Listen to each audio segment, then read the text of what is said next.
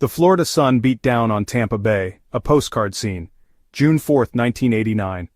A boater spotted something adrift. It wasn't debris, it was human. A woman, brutally murdered, found floating 3 miles offshore. Naked, bound with rope, weighed down by concrete blocks, a chilling secret the bay could not keep. Who was she? Why this cruel fate? The next day 2 more bodies. Young girls bound, weighed down, cast into the deep. The bay had become a watery grave. Police descended, investigators swarmed. Who could do such a monstrous act? The victims had no identification. They were phantoms, ghosts in the water. Their stories waited to be told. A puzzle of immense sadness and pure evil. The search for answers had just begun, and it would lead down a very dark path. The victims had no names, just silent faces etched with terror. Investigators worked tirelessly, sketches released, descriptions circulated. A plea went out to the public. Did anyone know these women? These young girls? Then, a breakthrough. A Days Inn hotel manager in Tampa recognized them. A mother and her 2 teenage daughters from Ohio. Joan Rogers, 36, Michelle, 17, and Christ, 14. They had checked into his hotel just days before. On vacation, looking for sunshine and fun. They found something else entirely. Dental records provided the grim confirmation. These were the Rogers women. Their last known sighting, June 1st, leaving their hotel. They told the front desk they were going boating. They planned to see the sunset, but they never returned. Their car was also missing. Hal Rogers, the husband and father, was back in Ohio on the farm. The news reached him unimaginable, devastating. His wife and daughters gone, murdered, his world torn apart. Investigators needed to speak with him, but Hal's reaction struck them as odd. He seemed distant, cold, not the shattered, grieving man they expected. Detectives noticed his demeanor, raising a red flag. Could he be involved? It's a question police always ask. The closest person, often the first suspect. Had there been trouble in the marriage? Secrets? Financial problems? They delved into his life, looking for a motive. But Hal had an alibi, a solid one. He was hundreds of miles away in Ohio, working on his farm. Witnesses confirmed it, his alibi held. The suspicion began to fade, but the image of his stoic response lingered. Grief manifests in different ways. Perhaps his was a quiet, internal agony. The Rogers family car, the blue Oldsmobile Calais, was still missing. Police searched tirelessly, methodically. They knew the car could provide answers, clues to the killer.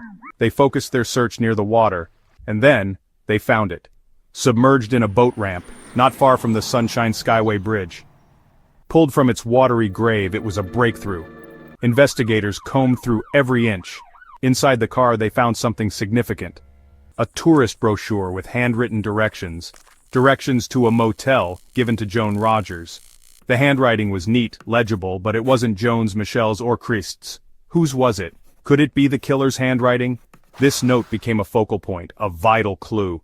Forensic experts examined it closely. The slant of the letters, the loops, the pressure, every detail scrutinized, every nuance analyzed. It was a tangible link to the person who last saw them alive, the person who lured them to their deaths. The Rogers case was baffling, frustrating. Leads were few, the killer a ghost. Then weeks later, another incident. A Canadian tourist, Judy Blair, on vacation alone. She met a man who seemed charming, friendly. He offered to take her on a boat ride, a sunset cruise, just like the Rogers women. The parallels were chilling, but Judy's story had a different ending. The charm faded, the man's demeanor changed. On the boat, out on the water, he attacked her, he raped her, threatened her life. She was terrified, but she fought back. She managed to escape his grasp and jumped into the dark water, swimming for her life towards shore. She made it, battered, traumatized, but alive. Judy Blair was a survivor, and she remembered everything. His face, his voice, the details of his boat. She provided investigators with a description. A composite sketch was created. The man in the sketch had a distinctive look. Could this be him, the man who preyed on the Rogers family? Her testimony was a turning point. It gave police a face, a possible suspect. Her courage was astounding. To relive that horror, to help others, she provided a crucial link, a pattern of behavior. This wasn't a random act of violence, this was a predator at work. Luring unsuspecting women with a friendly smile and a promise of a boat ride. The investigation gained new momentum. The sketch from Judy Blair, the handwritten note. Police had pieces, but the puzzle wasn't complete. Then a tip. A name surfaced. Oba Chandler.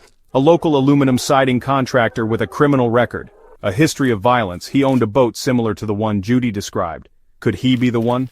The monster they hunted? Investigators focused on Chandler intensely. His life became an open book. The handwritten directions from the Rogers car were compared to samples of Oba Chandler's handwriting. It was a match, a definitive link. The same distinctive loops, the same slant. The silent witness had spoken loud and clear. Police put up billboards across Tampa Bay featuring the handwriting from the note. "Do you recognize this writing?" they asked. It was a bold move, a public appeal, and it worked. Chandler's own daughter recognized it. Oba Chandler was arrested in September 1992. He denied everything vehemently, but the evidence was mounting. Judy Blair's courageous testimony identifying him, the powerful handwriting match, the boat. The trial was a media sensation. The community held its breath, waiting for justice, for Joan, for Michelle, for Christ. The horror of their final moments laid bare. The jury listened, and they believed. Chandler was found guilty of 3 counts of first-degree murder. He was sentenced to death. For years, he sat on death row, maintaining his innocence. Appeals were filed, denied. Finally, on November 15, 2011, Oba Chandler was executed. Justice, though long delayed, was served. The case of the Rogers family, a chilling reminder of the evil that can lurk in ordinary places, and the power of small clues, a piece of handwriting, to unmask a monster and bring a measure of peace.